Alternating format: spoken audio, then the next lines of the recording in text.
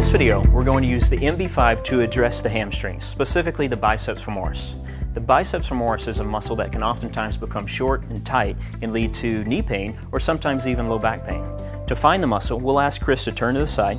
He's going to place his hand on the back of the thigh just above the knee.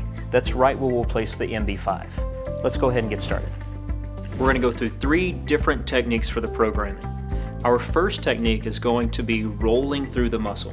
This is going to help bring oxygen and blood to the tissue. Our second motion is a cross friction. This is going to move the MB5 across the muscle fibers. And our third technique is a knee extension. This is going to help us add some length to the muscle. Now we're performing this on a bench. This is going to help us get a little bit more leverage, and it allows for more motion in the knee extension.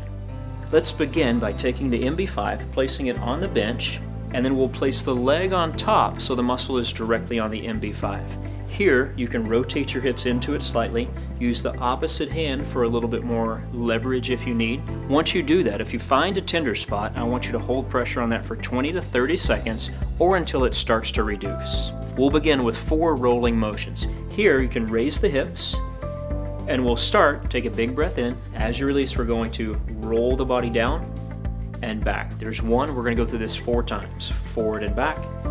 There's 2, a nice consistent slow motion, and it's not a big motion. There's 3, we have 1 more. There's 4. Now we can set the hips back on the ground. Our second motion here is 2 cross frictions. Maintaining that compression, we'll shift the leg out and back in. There's 1. 1 more, there's 2, that's great. Our third motion here is going to be a knee extension, to where we'll use that quadricep to extend the knee, and back down. We go through this 2 times.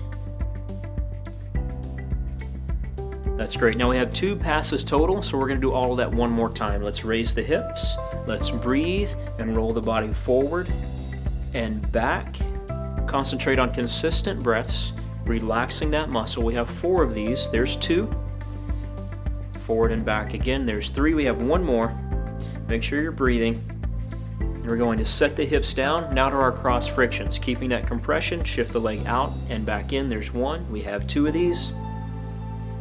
That's perfect. And now 2 knee extensions. We're going to breathe and release.